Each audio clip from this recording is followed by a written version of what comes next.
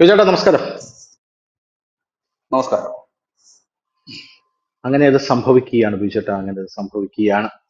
അതായത് നമ്മുടെ ഈ അമേരിക്ക ചൈനയുടെ മുന്നിൽ ആ, വലിയ രീതിയിലുള്ള ഉപരോധം വച്ചല്ലോ. ഉപരോധം എന്ന് പറഞ്ഞാൽ താരിഫ് ഉപരോധമാണ്. താരിഫ് ഉപരോധം ഞാനത് പറയാൻ കാരണം 100% താരിഫ് ഏർപ്പെടുത്തി എല്ലാത്തിനും. അതായത് 100 രൂപയ്ക്ക് ഒരു സാധനം അങ്ങോട്ടേക്ക് വിൽക്കാൻ പോകുമ്പോൾ എന്തെങ്കിലും ഒന്ന് കിട്ടണ്ടേ. 100 രൂപയ്ക്ക് നിങ്ങൾ ഇങ്ങോട്ട് സാധനം വിൽക്കാനായിട്ട് ഇറങ്ങുമ്പം ആ 100 രൂപ തന്നെ നമുക്ക് ടാക്സ് ആയിട്ട് അങ്ങ് തരണമെന്ന് പറഞ്ഞാൽ അത് ന്യായമായിട്ടുള്ള ഒരു കാര്യമല്ലല്ലോ. പക്ഷേ അമേരിക്ക എത്ര ഉപരോധിച്ചാലും ഞങ്ങൾക്ക് അതൊന്നും വലിയ കാര്യമൊന്നും അല്ല എന്ന് ചൈന പണ്ടൊക്കെ പറയുമായിരുന്നു. കാരണം ഉപ്പ് തൊട്ട് കർപ്പൂരം വരെ ഞങ്ങൾ ഇവിടെ ഉണ്ടാക്കുന്നുണ്ട്, സൂര്യനെ വരെ ഞങ്ങൾ ഉണ്ടാക്കുന്നുണ്ടെന്നാണ് ചൈനയുടെ വലിയ വായ്ത്താളം ആ സമയത്ത് ഉണ്ടായിരുന്നത്. പക്ഷെ ചൈന ഇപ്പൊ സത്യം പറഞ്ഞാൽ വലിയ രീതിയിൽ പെട്ടുപോയി. പെട്ടുപോയിട്ട് ചൈന പറഞ്ഞിരിക്കുന്നത് ഈ താരിഫ് യുദ്ധത്തിൽ ഞങ്ങൾ മരണം വരെ പോരാടുമെന്നാണ് പറഞ്ഞത്. ഞങ്ങളുടെ ജീവന് ശ്വാസമുള്ളത് വരെ ഞങ്ങൾ പോരാടുമെന്ന് പറഞ്ഞു. പക്ഷെ ഈ പോരാട്ടം നയിക്കാൻ അവർക്കൊരു, എന്താ പറയാ, ഒരു ഒരാളെ വേണം. നമ്മുടെ ഈ നരസിംഹം സിനിമയിൽ മോഹൻലാലിന്റെ ഇൻട്രോ ഒക്കെ പറയാൻ വരുന്ന ആള് പറയുന്നത് പോലെ അവതാരപ്പിറവികളുടെ പൂർവ്വ രൗദ്രഭാവമാവഹിച്ച ആ വിശ്വരൂപത്തിന്റെ പേര് ഇപ്പോ നരേന്ദ്ര ദാമോദർ ദാസ് മോദി എന്നാണ് എന്നൊക്കെ പറയുന്നത് പോലെ മോദിയെ കൂട്ടുപിടിക്കാനാണ് ഇപ്പോ ചൈനയുടെ തീരുമാനം. ഭയങ്കരമായിട്ടുള്ള ഒരു, എന്താ പറയാ, ഒരു അമ്പരപ്പ് എനിക്ക് ആ വാർത്ത വായിച്ചപ്പോൾ ഉണ്ടായിരുന്നു. കാരണം ചൈനയിലെ വിദേശകാര്യമന്ത്രിയായിട്ടുള്ള വാങ് യി പറഞ്ഞിരിക്കുന്നത് ഇന്ത്യയും ചൈനയും ഇങ്ങനെ പോയാൽ പോരാ, കണ്ടില്ലേ അമേരിക്ക അവിടെ നിന്ന് ഞങ്ങൾക്ക് നമുക്ക് ഉപരോധം ഏർപ്പെടുത്തി തരുന്നത്, നമ്മൾ രണ്ടുപേരും കൂടെ ഒന്നിച്ചു കഴിഞ്ഞാൽ പല കാര്യങ്ങളും ഇവിടെ സാധ്യമാകും എന്നാണ് പറയുന്നത്. കാരണം നമ്മളിങ്ങനെ ഫൈറ്റ് ചെയ്ത് മുന്നോട്ട് പോകേണ്ടവരല്ല. എതിരെ എന്ന് പറയുന്നില്ല. ആ, നമ്മൾ ഒന്നിച്ചു നിൽക്കണം. കാരണം നമ്മൾ ഒന്നിച്ചു നിന്നാൽ നമുക്ക് എന്ത് ഉപരോധം, ചൈനയുടെ പ്രോഡക്ട്സ് ഇങ്ങോട്ടും ഇന്ത്യയുടെ പ്രോഡക്ട്സ് അങ്ങോട്ടും എന്നാണ് അയാൾ ഉദ്ദേശിച്ചതെന്നാണ് ഞാൻ മനസ്സിലാക്കുന്നത്. പക്ഷേ ചൈനയുടെ പ്രോഡക്ട്സ് ഇങ്ങോട്ട് വരും, ഇന്ത്യയുടെ പ്രോഡക്ട്സ് അങ്ങോട്ട് പോകുമ്പോൾ ബഹുമാൻ എന്തൊക്കെ കനന്തിരിവ് കാണിക്കുമെന്ന് കണ്ടറിയണം. കാരണം ചൈനയെ വിശ്വസിക്കാൻ കൊള്ളില്ല എന്നുള്ളത് പരക്കെ പറയുന്ന ഒരു കാര്യമാണ്. പിന്നെ ചൈനയും ഇന്ത്യയും ഒരു സഖ്യത്തിൽ വന്നാൽ അല്ലെങ്കിൽ സുഹൃത്തുക്കളായി കഴിഞ്ഞാൽ അതൊരു വലിയ സംഭവമായിരിക്കും എന്നുള്ള കാര്യത്തിൽ തർക്കമില്ല. തൊട്ടപ്പുറത്ത് റഷ്യയും ആ ആ ആ ഒരു സൗഹൃദത്തിൽ ശക്തമായിട്ടുള്ള ഒരു പിന്തുണ കൊടുത്തുകൊണ്ട് രംഗത്തെത്തി കഴിഞ്ഞാൽ അമേരിക്കയെ നിഷ്പ്രഭമാക്കാനായിട്ട് ഈ മൂന്ന് രാജ്യങ്ങളുടെ ത്രയത്തിന് സാധിക്കും. എന്താ തോന്നുന്നത്? ചൈനയുടെ ഈ പ്ലാൻ വർക്കൗട്ട് ആവുമോ? ഇന്ത്യ അതിനോട് യാതൊരുവിധ പ്രതികരണവും രേഖപ്പെടുത്തിയിട്ടില്ല, ഒന്നും പറഞ്ഞിട്ടില്ല. വിദേശകാര്യമന്ത്രി അങ്ങനെ പറഞ്ഞൊക്കെ സന്തോഷം, അത്ര മാത്രമേ പറഞ്ഞിട്ടുള്ളൂ. ഇന്ത്യക്കാണെങ്കിൽ അമേരിക്കയെ പണക്കാനും പറ്റില്ല. പക്ഷെ അമേരിക്ക എന്ന് പറയുന്ന ഡൊണാൾഡ് ട്രംപ് അവിടെ ചെന്ന് നരേന്ദ്രമോദിയെ കാണുമ്പോൾ വി മിസ് യു എന്ന് പറഞ്ഞ് കെട്ടിപ്പിടിച്ചിട്ട് ഇന്ത്യക്ക് 100% താരിഫ് അടിച്ചു തരുന്നുണ്ട്. അത് വേറൊരു കാര്യമാണ്. ഇന്ത്യ 150% അങ്ങോട്ട് അടിച്ചു കൊടുക്കുന്നുണ്ട്. അതും വേറൊരു കാര്യമാണ്. കെട്ടിപ്പിടിച്ച് ഉമ്മയൊക്കെ കൊടുത്താൽ മാത്രം പോരല്ലോ, പ്രവർത്തിയിലൂടെ എന്തെങ്കിലുമൊക്കെ കാണണ്ടേ. അപ്പൊ പിന്നെ ചൈനയുടെ ഈ ഓഫർ നമുക്ക് സ്വീകരിക്കുന്നതിൽ എന്തെങ്കിലും ഒരു ഒരു ബുദ്ധിമുട്ടുണ്ടാകുമോ? അങ്ങനെ സ്വീകരിച്ചു കഴിഞ്ഞാൽ അമേരിക്ക പിണങ്ങുമോ? ഇന്ത്യ ചൈന റഷ്യ അത്രയും വന്നു കഴിഞ്ഞാൽ ലോകത്തെ മാറ്റിമറിക്കാൻ സാധിക്കും. എന്താ തോന്നുന്നു? ഇതിനകത്ത് രണ്ടും രണ്ട് രാജ്യങ്ങളാണ്. അതായത് ഒരാഴ്ചക്ക് മുമ്പ് ഞാൻ ഒരു എക്കണോമിക്സ് ടൈംസ് ആണ് തോന്നുന്നു, അതിനകത്ത് ഞാനൊരു വാർത്തയാണ്, അതിന്റെ തലക്കെട്ടാണ് കുറച്ചുകൂടെ അട്രാക്റ്റീവ് ആയത്. ഇന്ത്യയിൽ നിന്ന് ഇലക്ട്രോണിക് സാധനങ്ങൾ ചൈനയിലേക്ക് ഇറക്കുമതി ചെയ്യും, അതായത് ഇന്ത്യ കയറ്റുമതി ഉം, ചെയ്യുന്നു ചൈനയിലേക്ക് ഇലക്ട്രോണിക് സാധനങ്ങൾ. ഉം, ശരിക്കും പറഞ്ഞാൽ അത് വലിയ തലക്കെട്ട്, അതൊക്കെ ഒരു ഭയങ്കര അത്ഭുതം തോന്നി. കാരണം ചൈനയുടെ ഉം, ഇലക്ട്രോണിക് സാധനങ്ങൾ മാത്രം ഇറക്കുമതി ചെയ്തുകൊണ്ടിരുന്ന ഒരു രാജ്യമാണ്. അപ്പൊ ഞാൻ ഈ വാർത്ത വായിക്കുമ്പോൾ ഈ ആപ്പിൾ ഉം. ഇപ്പോൾ ഇന്ത്യയിൽ പ്രവർത്തനം ആരംഭിച്ച ശേഷം അവരുടെ ചില ഈ ഇലക്ട്രോണിക് സാധനങ്ങൾ ചൈനയിലേക്ക് അവരിപ്പോ കയറ്റി വിടുന്നുണ്ട്. അതായിരുന്നു വാർത്ത, Yes. അപ്പത്തെ കണ്ടന്റ് അതാണ്. അപ്പൊ അതൊരു വലിയ വാർത്തയാണ്. ഇവിടെ ഈ രണ്ട് വ്യത്യസ്തമാണ്. ഇന്ത്യ എന്ന് പറഞ്ഞു കഴിഞ്ഞാൽ ലോകത്തിലെ ഏറ്റവും വലിയ വിപണിയാണ്. ചൈന എന്ന് പറഞ്ഞു കഴിഞ്ഞാൽ ലോകത്തിലെ ഏറ്റവും വലിയ ഉൽപാദകരാണ്. ഇതാണ് അത് തമ്മിലുള്ള വ്യത്യാസം. ഇന്ന് ലോകത്തിലെ ഉം. ഏറ്റവും വലിയ കയറ്റുമതി ചെയ്യുന്ന രാജ്യം, സാധനങ്ങൾ കയറ്റുമതി ചെയ്യുന്ന രാജ്യം ചൈനയാണ്. ഇന്ന് ലോകത്തിന്റെ തന്നെ ഒരു 74% കയറ്റുമതി ചൈന വഴിയാണ്. നമ്മുടെ രാജ്യം അത്രയും കയറ്റുമതി നമ്മൾ ഉം. ചെയ്യുന്നില്ല. അപ്പൊ ചൈനയും നമ്മൾ തമ്മിൽ അടുക്കുമ്പോൾ അതിന്റെ ഒരു പ്രധാനപ്പെട്ട ചൈനയുടെ ലക്ഷ്യം നമ്മളുടെ ഇന്ത്യ പോലെ വലിയൊരു വിപണി അവർക്ക് തുറന്നു കിട്ടും. അതാണ് അവരുടെ ലാഭമായി അവർ കരുതുന്നത്. ഇന്ത്യയെ സംബന്ധിച്ച് Yes. അവിടെ നിന്ന് വരുന്ന നികുതി മാത്രമാണ് കിട്ടുന്നത്. നമ്മുടെ ചരക്കുകൾ നമുക്ക് ചൈനയിൽ വിറ്റഴിക്കാൻ പറ്റിയാലേ ഈ ഒരു കണക്ഷൻ കൊണ്ട്, ഈ ഒരു ബന്ധം കൊണ്ട് നമുക്ക് എന്തെങ്കിലും ഗുണമുണ്ടാവുള്ളൂ. ഇവിടെ ഒരു ചെറിയ ഉം. പ്രശ്നമുണ്ട്. ചൈനയുടെ ഉൽപ്പന്നത്തിന്റെ റേറ്റ് അല്ല ഇന്ത്യയിലെ ഉൽപ്പന്നത്തിന്റെ റേറ്റ്. അതൊരു വിഷയമാണ്. അപ്പം അങ്ങനെ ചില വിഷയങ്ങൾ അവിടെ നിൽക്കുന്നുണ്ട്. ഇനി രണ്ടാമത്തെ കാര്യം, ഇപ്പോ ട്രംപ് താരിഫ് ചുമത്തുന്നതിനെ തെറ്റ് പറയാൻ കഴിയില്ല. കാരണം അമേരിക്കൻ ഉൽപ്പന്നങ്ങൾക്ക് ഇന്ത്യ 150% താരിഫായിരുന്നു നേരത്തെ നടത്തിക്കൊണ്ടിരുന്നത്. ഇപ്പോഴും പല ഐറ്റംസിനും 150% താരിഫ്. അതായത് അമേരിക്കയിലെ 100 രൂപയുടെ ഒരു സാധനം ഇവിടെ എത്തുമ്പോൾ 250 രൂപ നമ്മൾ കൊടുക്കണം. പ്രത്യേകിച്ച് അവരുടെ ജാക്ക് ഡാനിയൽ പോലുള്ള മദ്യം, അവരുടെ ബൈക്കുകൾ, ബുള്ളറ്റ്, അങ്ങനത്തെ വലിയ മോട്ടോർ സൈക്കിളുകൾ, ഇതിനൊക്കെ നമ്മൾ ഏർപ്പെടുത്തിയത്. ഇപ്പൊ നമ്മളത് കുറച്ച് കൊടുത്തിട്ടുണ്ട്. ഇപ്പോൾ ഇതിനകത്ത് വരുന്ന കുഴപ്പമെന്ന് വെച്ചാൽ ഈ താരിഫ് വർധന വരുമ്പോൾ അമേരിക്കയ്ക്കും വലിയ പ്രശ്നം തന്നെയാണ്. കാരണം അമേരിക്കക്കാര് സാധനങ്ങൾ പർച്ചേസ് ചെയ്യുന്നതിൽ 44% സാധനങ്ങളും ചൈനയുടെ സാധനങ്ങളാണ്. അപ്പൊ അവർക്ക് ലാഭകരമായി അത് കിട്ടുന്നതുകൊണ്ടാണ് അവരത് വാങ്ങുന്നത്. അപ്പൊ ഈ താരിഫ് ചുമത്തുമ്പോൾ സ്വാഭാവികമായിട്ട് അവർക്ക് ലാഭകരമായി ആ സാധനം വാങ്ങാൻ കഴിയില്ല. ഇന്നലെ വരെ 100 രൂപയ്ക്ക് മേടിച്ചുകൊണ്ടിരുന്ന സാധനം ഇന്ന് 200 രൂപ കൊടുക്കണമെന്ന് പറയുമ്പോൾ സ്വാഭാവികമായും അവര് എവിടെ നിന്നത് വാങ്ങും? അതിനായിട്ട് ട്രംപ് കാണുന്ന മറുമരുന്ന് എന്താന്ന് ചോദിച്ചു കഴിഞ്ഞാൽ അമേരിക്കയിൽ തന്നെ ഉം. കമ്പനികൾ സ്ഥാപിച്ച് നമ്മൾ മെയ്ഡ് ഇൻ അമേരിക്ക ഉണ്ടാക്കി കൊടുക്കുമെന്നാണ്. അമേരിക്കയിൽ ഈ സാധനം ഉണ്ടാക്കുന്നതിന് വലിയ ചെലവാണ്. അതുകൊണ്ടാണല്ലോ അമേരിക്കയിൽ ഉൾപ്പെടെയുള്ള കമ്പനികൾ ചൈനയിൽ പോയി ഈ സാധനങ്ങൾ വെക്കുന്നത്. ഇന്ത്യയെ സംബന്ധിച്ച് ഉം. ഇന്ത്യയുടെ നിലപാട് അതിലും വളരെ കുറച്ചുകൂടെ അഡ്വാൻസ് ആയിട്ടുള്ള നിലപാട്. ഇന്ത്യ പറയുന്ന ഒരു കാര്യം ചെയ്യും, ഞങ്ങളുടെ രാജ്യത്ത് നിന്ന് നിങ്ങൾ ഉണ്ടാക്കിക്കൂ, അപ്പൊ ഞങ്ങൾ താരിഫിന് ഇളവ് തരാം. ഇത് തന്നെയാണ് അമേരിക്കൻ പ്രസിഡന്റും പറയുന്നത്. അമേരിക്കൻ പ്രസിഡന്റ് നമ്മുടെ രാജ്യത്തുണ്ടാക്കി അത് നമ്മുടെ ജനങ്ങൾക്ക് കൊടുക്കുകയാണ്. നമ്മൾ പറയുന്നത് അങ്ങനല്ല, ഉം. നിങ്ങൾ ഞങ്ങളുടെ രാജ്യത്ത് നിന്ന് കമ്പനി ഉണ്ടാക്കിയിട്ട് നിങ്ങൾ എങ്ങോട്ട് വേണേൽ കയറ്റി വിട്ടു, അപ്പൊ ഞങ്ങളുടെ രാജ്യത്ത് നികുതി ഇളവ് ഞങ്ങൾ തരാം എന്നാണ് പറയുന്നത്. അതായത് നമ്മളുടെ ഇപ്പോഴത്തെ ഒരു പോളിസി എന്ന് പറഞ്ഞാല് മേക്കിംഗ് ഇന്ത്യ എന്നുള്ളതാണ് നമ്മുടെ ഫസ്റ്റ് സ്റ്റെപ്പ്. രണ്ടാമത്തെ നമ്മൾ മെയ്ഡ് ഇൻ ഇന്ത്യ ആണ്. കഴിഞ്ഞ ദിവസമായിരുന്നു ഉം. റഷ്യ അവരുടെ S-400 സാങ്കേതിക വിദ്യ ഇന്ത്യക്ക് കൈമാറാൻ തീരുമാനിച്ചിട്ടുണ്ട്. അവരുടെ ഏറ്റവും വലിയ മിസൈൽ സിസ്റ്റമാണ്. അതിനവർ ഉം. അതായത് ആ റഷ്യൻ മാധ്യമങ്ങൾ അതിനെക്കുറിച്ച് പറയുന്നത് റഷ്യയെ സംബന്ധിച്ച് ഈ S-400 വർക്കുമായിട്ട് അവർക്ക് ഇനി അധികം മുമ്പോട്ട് പോകാൻ കഴിയില്ല. കാരണം അതിന്റെ അല്പം എക്സ്പെൻസീവ് ആണ്. ഇപ്പോഴത്തെ ഒരു അവസ്ഥയിൽ അവർക്ക് മുമ്പോട്ട് പോകാൻ കഴിയില്ല. അപ്പൊ അത് ഇന്ത്യയെ ഏൽപ്പിക്കുകയാണ്. ഇന്ത്യ വിറ്റിട്ട് ഇന്ത്യ തന്നെ അത് ഉണ്ടാക്കിയത് വിൽക്കുകയാണ് എന്നുണ്ടെങ്കിൽ ഇന്ത്യയെ സംബന്ധിച്ച് വലിയ നേട്ടമാണ്. അത് വിൽക്കുകയാണ് ഉം. എന്നുണ്ടെങ്കിൽ അതിന്റെ ഒരു ഷെയർ പറ്റിയിരിക്കാം എന്നുള്ളതാണ് റഷ്യ കരുതുന്നത്. കാരണം അവരുടെ അവസ്ഥ ഇതാണ്. പിന്നെ അവർക്ക് ഇത് കൈമാറാൻ ഏറ്റവും നല്ല രാജ്യം ഇന്ത്യയുമാണ്. കാരണം ചൈനയിലേക്കൊക്കെ ഇത് ചൈനയുമായിട്ട് സഹകരിച്ച് നടപ്പാക്കാന്ന് ചൈന 2 ദിവസം കഴിയുമ്പോൾ 100 രൂപയുടെ ഞാൻ ഉദാഹരണം പറഞ്ഞതാണ്, 100 രൂപയുടെ അതെ അതെ. S-400 ചിലപ്പം ഫുട്പാത്തിൽ ഇട്ടിട്ട് 25 രൂപയ്ക്ക് 10 രൂപയ്ക്കൊക്കെ വിറ്റ് കളയും. അതോടുകൂടി പ്രത്യേകിച്ച് റഷ്യയുടെ സാങ്കേതിക വിദ്യ കൂടെ S-400 കിട്ടുകയാണല്ലോ. കിട്ടിക്കഴിഞ്ഞാൽ ഒന്നും പറയാൻ പറ്റത്തില്ല. ഇച്ചിരി കഴിയുമ്പോൾ വഴിവക്കിലൊക്കെ ഉം. ഇട്ട് കൊടുക്കുന്നതാണ്. ചിലപ്പോൾ സിറിയയിലേക്കോ അഫ്ഗാനിസ്ഥാനിലേക്കോ കയറ്റി അയക്കുന്നതാണ്. പാകിസ്ഥാനൊക്കെ ചിലപ്പോൾ കൊടുത്തു കളയും. നിങ്ങൾ വലിയ വിലയൊന്നും അതെ തരണ്ട അതെ. ഈ സാധനം. കാരണം എല്ലാം ഇതിന്റെയൊക്കെ ഒരു ലോ ലെവൽ സാധനം ഉണ്ടാക്കാൻ മിടുക്കന്മാരാണല്ലോ ഇവര്.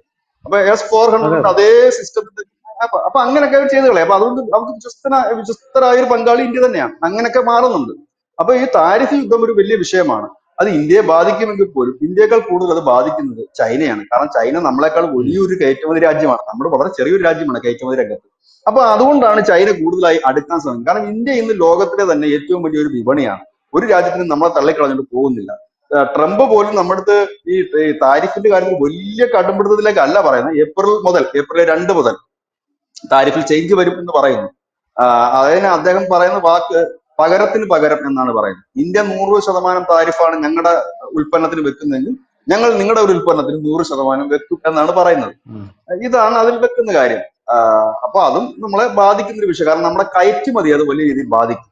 ഇപ്പൊ ഇറക്കുമതി ചെയ്യുന്ന സാധനം ഇപ്പൊ ടെസ്ല എന്നും വന്നിട്ട് അവർക്ക് ടെസ്ല മുംബൈയിലും ഒക്കെ അവരുടെ ഷോറൂം തുറന്നിട്ട് ഇപ്പൊ ഇതുവരെ നമുക്ക് മനസ്സിലാക്കാൻ കഴിഞ്ഞാൽ അങ്ങനെ വലിയ രീതിയിലുള്ള ഒരു കച്ചവടം ഒന്നും നടന്നിട്ടില്ല എന്നുള്ളതാണ്.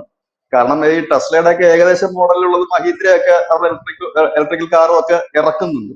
അപ്പൊ നമ്മുടെ ഇന്ത്യക്കാരുടെ ഒരു പ്രത്യേകത വെച്ചാൽ വില കുറച്ച് കിട്ടിക്കഴിഞ്ഞാലേ എടുക്കും. അത് ഉം. മസ്കിനും അറിയാം. അപ്പൊ അതുകൊണ്ടായിരുന്നു മസ്ക് ആദ്യം ഈ താരിഫ് കുറയ്ക്കണമെന്ന് വില പിടിക്കാൻ കാരണം അതായിരുന്നു. കാരണം പുള്ളി അവിടെ ഇറക്കുന്ന വിലയ്ക്ക് ഇന്ത്യയെ കൊടുക്കും. അതെന്തായാലും നടക്കത്തില്ല. അപ്പോ ഇപ്പൊ കമ്പനി സ്റ്റാർട്ട് ചെയ്ത് കഴിഞ്ഞിരിക്കുന്നു.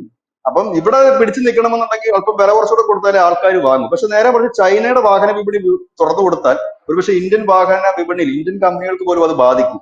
കാരണം അവിടുന്ന് വരുന്ന കാറുകളെന്നൊക്കെ കുറഞ്ഞ വിലയുമാണ്. നമ്മുടെ ഇന്ത്യക്കാരന് ഉം. വേണ്ട എല്ലാവിധ സംവിധാനങ്ങളും ഉണ്ട്. സംഭവം വലിയ ഗ്യാരണ്ടി ഒന്നും കാണത്തില്ല, എങ്കിൽ പോലും അതൊക്കെ ഉണ്ടാവും. അപ്പം അതുകൊണ്ടാണ് അവർക്ക് വിപണി നമ്മൾ തുറന്നു. നമ്മൾ ആ BYD എന്ന് പറയുന്ന ഒരു കമ്പനിക്ക് തന്നെ തുറന്നു കൊടുത്തിട്ട് നമ്മുടെ മാർക്കറ്റിൽ അതുണ്ടാക്കുന്ന ചലനം ഭയങ്കരമാണ്. നമ്മുടെ ടാറ്റയ്ക്ക് പോലും പലപ്പോഴും ചില മാസങ്ങളുടെ കണക്ക് നോക്കുകയാണെങ്കിൽ ടാറ്റയ്ക്ക് പോലും വലിയ വെല്ലുവിളിയാണ് അവരുടെ ഇലക്ട്രിക്കൽ വണ്ടികളെല്ലാം തന്നെ. അപ്പൊ ഒരു ഉം. കമ്പനിയുടെ കാര്യത്തിനാണ് ഞാൻ ഈ പറയുന്നത്. പിന്നെ ചൈന പോലും വില കുറഞ്ഞ സാധനം എടുക്കുന്നുണ്ട് തായ്വാനിൽ നിന്ന്. തായ്വാനെയാണ് അവർ കൂടുതലായിട്ട് വില കുറഞ്ഞ സാധനത്തിനായിട്ട് അവർ ആശ്രയിക്കുന്നത്. അങ്ങനെ നിൽക്കുന്ന ഒരു രാജ്യം. അപ്പോൾ ഈ ഒരു സാഹചര്യത്തിൽ ഈ ട്രംപിനൊപ്പം യൂറോപ്യൻ യൂണിയൻ രാജ്യങ്ങളും ഇതേപോലെ താരിഫ് വർധനവും കാര്യങ്ങളുമായി മുൻപോട്ട് പോയാൽ അത് ബാധിക്കുക ഈ പറയുന്ന ഏഷ്യൻ രാജ്യങ്ങളെ തന്നെ ആയിരിക്കും. അതുകൊണ്ട് തന്നെയാണ് ഇവർ കഴിഞ്ഞ കുറെ കാലമായിട്ട് ഏഷ്യൻ രാജ്യങ്ങൾ ബ്രിക്സ് എന്ന് പറയുന്ന സംഘടന ശക്തിപ്പെടുത്താൻ വേണ്ടി ശ്രമിച്ചുകൊണ്ടിരിക്കുന്നു. ബ്രിക്സിലേക്ക് സൗദി അറേബ്യയെയും UAEയും നാറ്റോയിലൊക്കെ ഉള്ള ഈജിപ്റ്റ് പോലും വരാനായിട്ട് തുർക്കി ഇവരെല്ലാം വരാൻ തയ്യാറാണ്. അവരെല്ലാം ഇതിൽ അവരെ ഇവിടെ ജോയിൻ ചെയ്യിക്കണമെന്നാണ് പറഞ്ഞിരിക്കുന്നത്. 9 രാജ്യങ്ങളായിട്ട് തുടങ്ങിയത് അതിപ്പോ 13ആയി. കൂടുതൽ രാജ്യങ്ങൾ അതിലേക്ക് വരികയാണെങ്കിൽ നാറ്റോയ്ക്ക് ബദലായിട്ട് തന്നെ ഇതും വരും. നാറ്റോ സഖ്യം ഒരു ഉം. സൈനിക സഖ്യം കൂടെയാണ്.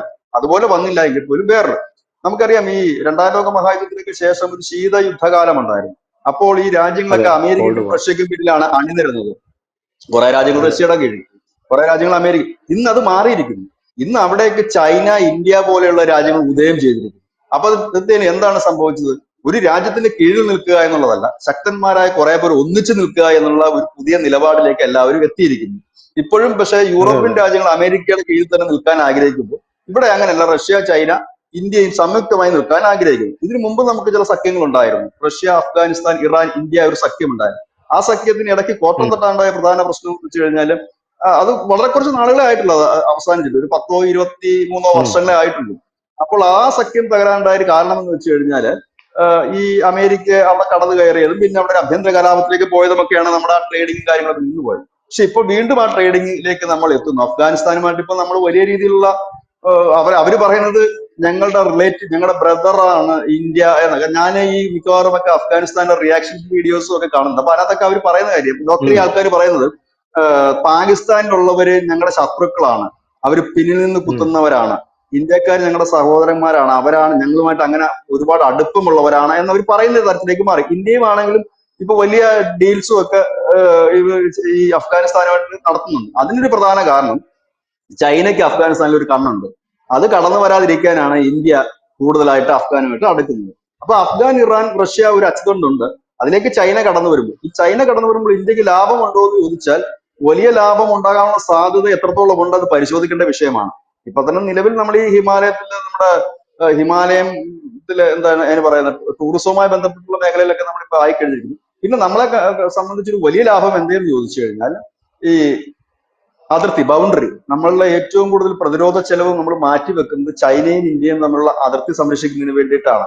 അപ്പൊ ഇവരുമായിട്ട് നമ്മൾ കുറച്ച് അടുത്ത് കഴിഞ്ഞാൽ നമ്മുടെ എന്താ പറയുന്നത്, ആ അതിർത്തിയിലെ ടെൻഷൻസ് നമുക്ക് കുറച്ച് കുറയ്ക്കാൻ പറ്റും. അത് നമ്മളുടെ അതിർത്തി സംസ്ഥാനങ്ങളിലും മറ്റു സംസ്ഥാനങ്ങളിലും ഒക്കെ ബിസിനസ്സിന് അല്ലെങ്കിൽ ഡെവലപ്മെന്റ്സിന് കുറച്ചുകൂടെ ഉപകരിക്കുകയും ചെയ്യും. പിന്നെ ഈ കയറ്റുമതിയുടെ കാര്യത്തിൽ ചില വിട്ടുവീഴ്ചകൾ അങ്ങോട്ടും ഇങ്ങോട്ടും ചെയ്യുകയാണെങ്കിൽ ഒരുപക്ഷെ ഇവിടുന്ന് ഉം. കൊടുത്തുവിടുന്ന സാധനത്തിന് പകരമായി ഒരു സാധനം ഇങ്ങോട്ട് വിടുക, അങ്ങനെയൊക്കെ വന്നു കഴിഞ്ഞു. കാരണം ഇപ്പൊ നമ്മള് 2023-24 കണക്ക് നോക്കുമ്പോൾ നമ്മൾ ഏറ്റവും കൂടുതൽ ട്രേഡിങ് നടത്തിയിരിക്കുന്ന രാജ്യം ചൈനയുമായിട്ട് തന്നെയാണ്. പക്ഷെ അന്നേരം ആരോഗ്യക്കൊണ്ടൊരു വിഷയമുണ്ട്. ചൈനയുടെ ചരക്കുകൾക്കെല്ലാം നമ്മൾ 100% മേളിൽ ടാക്സ് ആണ് ഏർപ്പെടുത്തിയിരിക്കുന്നത്. പക്ഷെ അതെ, അതെ. ചൈനയെ സംബന്ധിച്ച് അതൊരു വിഷയമല്ല. എന്താ കാര്യം എന്ന് വെച്ചാൽ ചൈനയുടെ ഉൽപ്പന്നം അത് 100% ടാക്സ് ഇന്ത്യ ഏർപ്പെടുത്തിയാലും ഇന്ത്യയിൽ അത് വിറ്റുപോകും. കാരണം അവന്റെ ഉൽപ്പന്നത്തിന് വില കുറവാണ്. കാരണം ഇന്ത്യക്കാർക്ക് പർച്ചേസിങ് കപ്പാസിറ്റി കൂടുതലുമാണ്. നേരെ മറിച്ച് ഈ ചൈന അമേരിക്കയിലേക്ക് കയറ്റിവിടുന്ന സാധനം ഇന്ത്യയിലേക്ക് കയറ്റിവിടുന്ന സാധനത്തിന് ചില വ്യത്യാസങ്ങളുണ്ട്.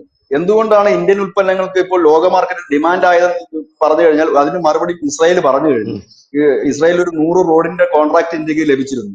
അപ്പോൾ അതിനെക്കുറിച്ച് ഇസ്രായേലിന്റെ മന്ത്രി പറഞ്ഞത് ഗ്യാരണ്ടിയാണ്, വിലയും റേറ്റും കുറവാണ്, ഗ്യാരണ്ടിയാണ്. പക്ഷെ ചൈനയെ കുറിച്ച് പറഞ്ഞ ഗ്യാരണ്ടി ഇല്ല, റേറ്റ് കുറവാണ് എന്നേ പറയാൻ കഴിയും.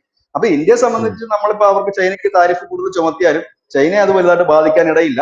ഇന്ത്യൻ വിപണിയിലുള്ള നമ്മുടെ എന്താ പറയുക ആളുകൾക്കും അത് വലിയ പ്രശ്നം വരുന്നില്ല. കാരണം 50 രൂപയുടെ സാധനം 150 രൂപയ്ക്ക് നമ്മൾ വാങ്ങുന്നു എന്ന് മാത്രമേ ഉള്ളൂ. പക്ഷെ ഓക്കെ.